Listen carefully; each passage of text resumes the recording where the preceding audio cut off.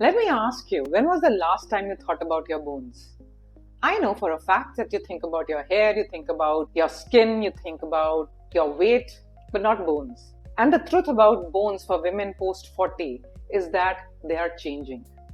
You may or may not feel it, but they are changing, they are losing their strength.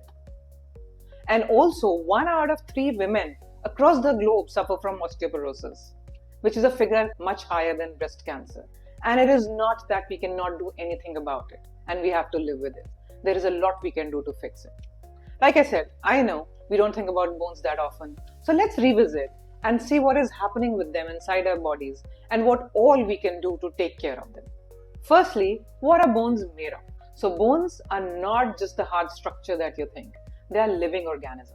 They're made of calcium, they're made of phosphorus, they're made of magnesium, they're made of collagen, and they have bone marrow where the RBCs are made. Plus, the 99% of body's calcium is stored in the bones. Let's look at bone density over a woman's lifetime. So the bones grow from infancy to late teens. So by the age of 18 to 20, peak bone mass is achieved, which is 95% of the bone mass. And in 30s, the bone mass stabilizes. But in 40s, that is the time for rapid changes in the body.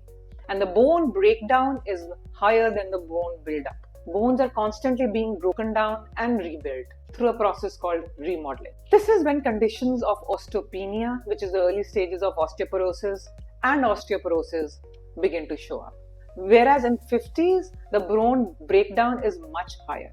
So in 40s, when there's a disruption or imbalance in hormones in females, that's where bone loss starts to happen. And that's why osteoporosis or fractures are higher in women versus men. Now let's look at the hormones that are involved when it comes to the bones. For women, there is estrogen, there is thyroid hormones, there is the parathyroid hormone, there is the calcitonin. So none of these hormones work in isolation. They all work in sync with each other to maintain the bone mass. Now let's look at a relation between blood calcium and the bone calcium. The blood calcium almost always is normal and is not an indicator of the calcium in the bones. The blood calcium is needed for the nerves, the muscles, the heart. Body finds its ways to maintain the blood calcium normal at all times.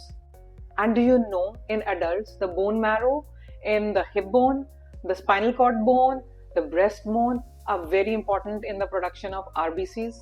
Remember what I told you earlier? Bones need nourishment, bones need hormones, bones need movement, and bones need rest to recover, to grow. Now let's look at what is it that you can do to take care of your bone health. The good news is there's a lot that you can do, and it's never too late. But the sooner you start, the better it is. So in terms of nutrition, you need to consume foods rich in calcium, vitamin D, magnesium, protein, K2, which is very important for bone remodeling. Also, you need to incorporate some form of physical activity, which is weight bearing. Now that can be walking, climbing stairs, even jumping on the spot for 10 minutes, which is 3 times a week is just fine.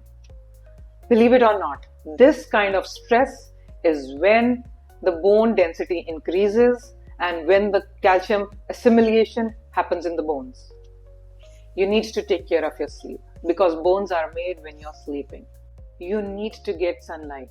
That's non-negotiable. 10 to 15 minutes of sunlight without sunscreen is good enough. And let me tell you, vitamin D is absorbed from your limbs and you need to go sunscreen free on your limbs. It's okay to apply sunscreen on your face. I can't put more emphasis on stress management. If the cortisol levels are high, calcium absorption will not happen. The only way to find out the health of your bones is a DEXA scan, not a blood test. The quiet truth that I have learned about bones over the years is that it's never too late and you're never too old to start building strong bones. And the other one is that the bones are not built in the gym. The bones are built in your kitchen, they're built in sleep, they are built in sunlight. Now think about it. Bones are the foundation of your body. I hope I have been able to give you a nudge to start taking care of your bones right now.